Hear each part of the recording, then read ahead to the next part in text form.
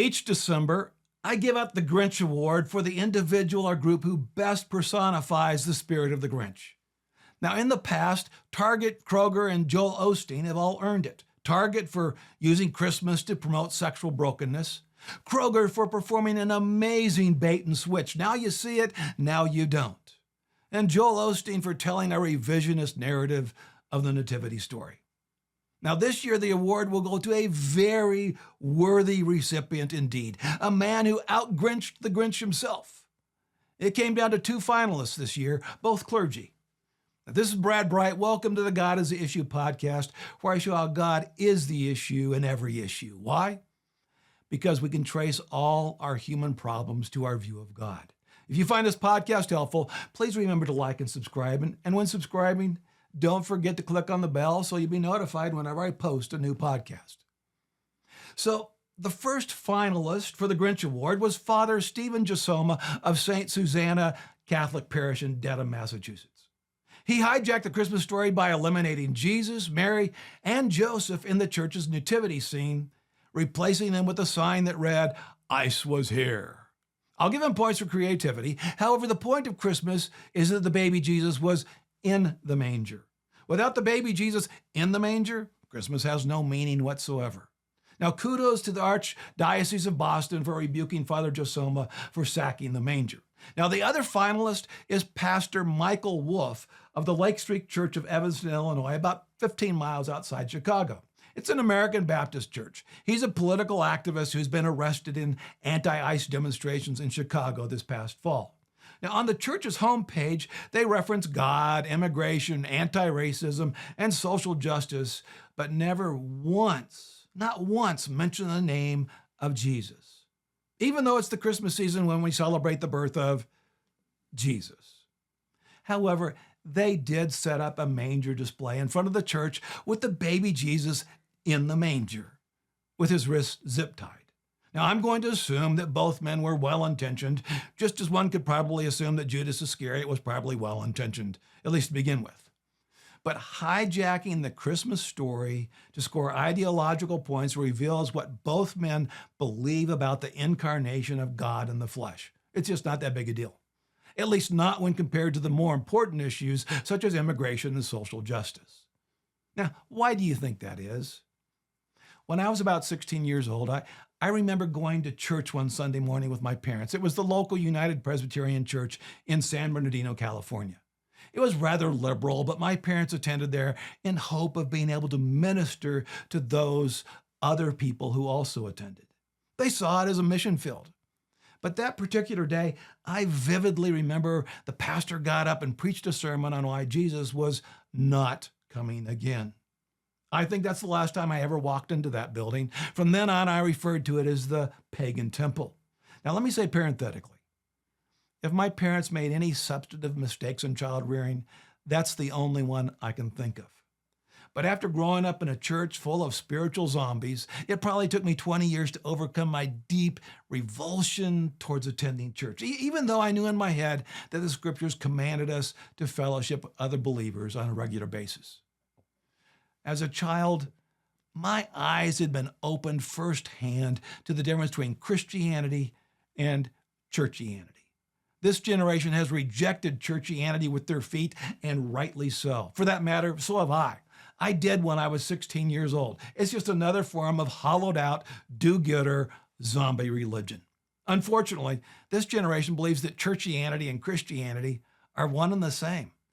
Let me tell you, based on firsthand experience, they're not. So when I see pastors or priests hijacking the nativity story to score ideological points, that pretty much tells me all I need to know. It's just another lifeless form of churchianity masquerading as Christianity. Jesus Christ, born, crucified, and raised, is not the central issue in those churches.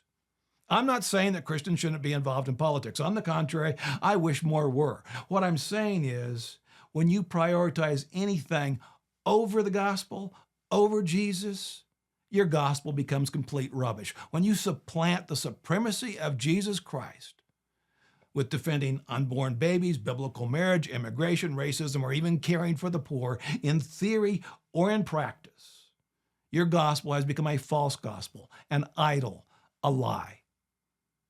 Now, in such cases, the good truly becomes the enemy of the best. Did I just step on some toes? Now, all that brings me back to this year's Grinch Award and to the two clergy who have profaned the message of Christmas in order to score political points. So, who gets the Grinch Award this year? The pastor who zip-tied the hands of the baby Jesus, or the priest who eliminated the baby Jesus altogether? Well, of course, Father Josoma, who eliminated the baby Jesus. No matter how good your intentions, when you eliminate Christ from Christmas, it's no longer Christmas. It's simply a Christless Mass. It's just like when you remove the risen Jesus, the miracle-performing Jesus from Christianity. It's no longer Christianity, it's churchianity. In the Christmas narrative, the shepherds and wise men worshiped the baby Jesus. They bowed before him. They brought him gifts.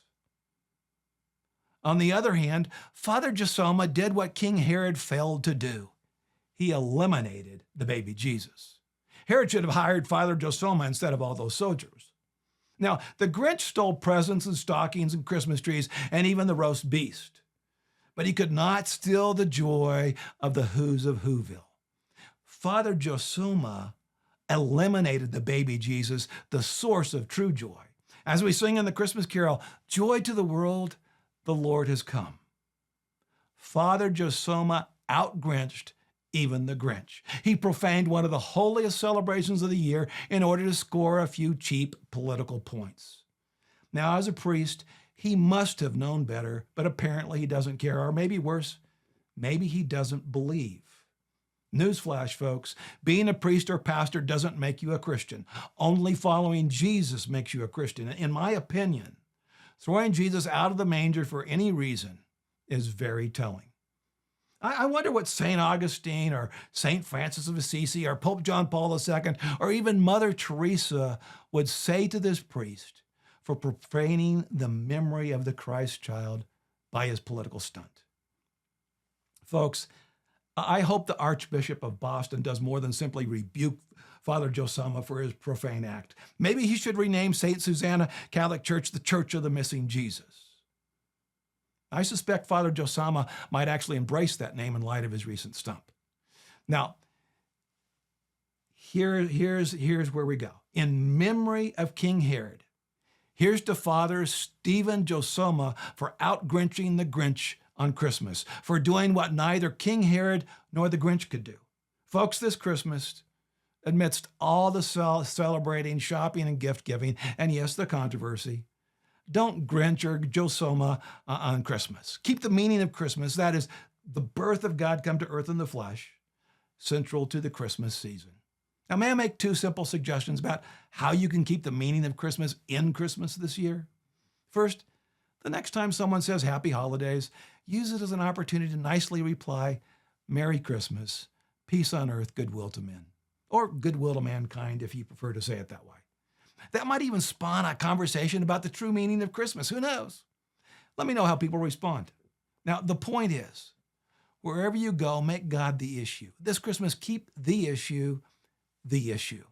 Now, second, on Christmas Day, read the nativity story with your friends or family before you open gifts. That's what our family's always done.